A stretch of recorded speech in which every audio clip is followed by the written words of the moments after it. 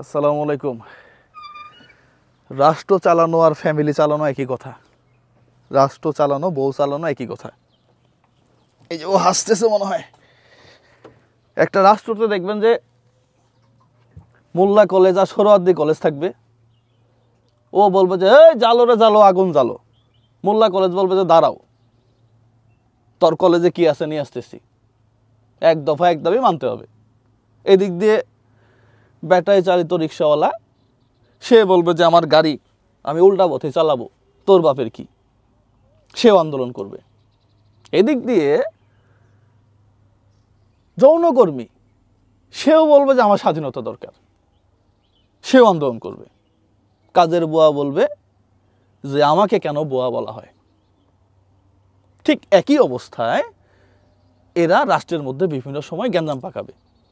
রাষ্ট্রনায়কের কাজ হচ্ছে এই গ্যাঞ্জামগুলোকে এক এক সময় এক একভাবে ব্রেন খাটায়, দেমাগ খাটায় মেনটেন করা।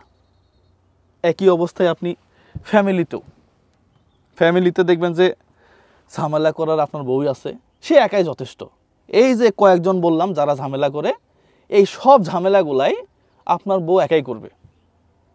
আপুরা মন খারাপ করছে, দেখবেন যে তার মন খারাপ, রান্না আজকে করবো না, তোমার ভাত খাইলাম না, কারে নিয়ে সংসার করবা করো, তুমি তো আছো তোমার ভাই আর মারে নিয়ে।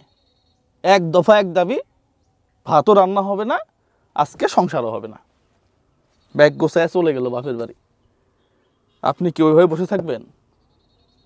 আমলিগ আন্দোলন করবে জন্য আপনি তো ঠাস ঠাস করতে পারবেন না। তাকে নিয়েই আপনার এই রাষ্ট্র পরিচালনা করতে হবে। একই অবস্থায় আপনার বউ যাই কিছু করুক না কেন, দিন শেষে আপনার এই বউকে নিয়েই আপনার সংসার করতে হবে।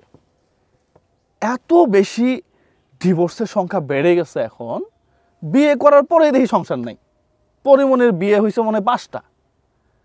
আপনিও কি সেম কাজই করবেন? এই জন্য রাষ্ট্রর সাথে তুলনা করেই আপনি যেরকম আমলিগ, বিএনপি, জামাত, অটোরিকশা, যৌনপল্লী কাউকে ছাড়া রাষ্ট্র গঠন করতে পারবেন না, ঠিক একইভাবে আপনি যদি আপনার সংসারটাকে মেনটেন করতে চান, তাহলে এই সব কিছু আপনাকে হ্যান্ডেল করে, সব কিছু আপনাকে মেনটেন করে এরপরে আপনাকে এই সংসার টিকায় রাখতে হবে।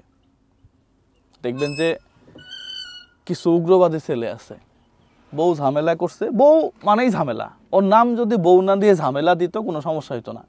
বউ মানেই ঝামেলা, সে ঝামেলা করবে।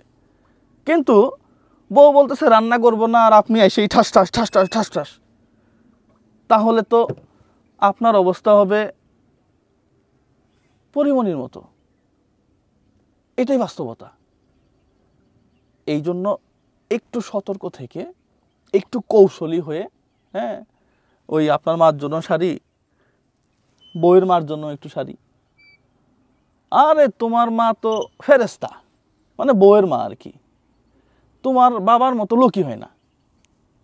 আপনার শালিরে যদি বলেন যে আরে তোমার শালি একটা মাটির মানুষ, তাহলে দেখবেন যে আপনার বউ খুশি, আপনার সংসারও ভালো, সব কিছু ঠিকঠাক। একটু টেকনিক খাটায় চলা। যাই হোক, এখানে ঘুরতে আসছি, এসে মনে হলো যে আপনাদের সাথে একটু গল্প করা উচিত, তাই একটু গল্প করলাম। সবাই ভালো থাকবেন, সুস্থ থাকবেন। দিন শেষে ফ্যামিলি ছাড়া, বউ ছাড়া কেউ আপন না। বিশ্বাস করেন আর না করেন, মৃত্যুর আগ পর্যন্ত আপনার ওয়াইফ আপনার সাথে থাকবে। গুরুত্ব আপনাকে আপনার বউকে সবচেয়ে বেশি দিতে হবে। এটাই বাস্তবতা। আসসালামু আলাইকুম রহমতুল্লাহ।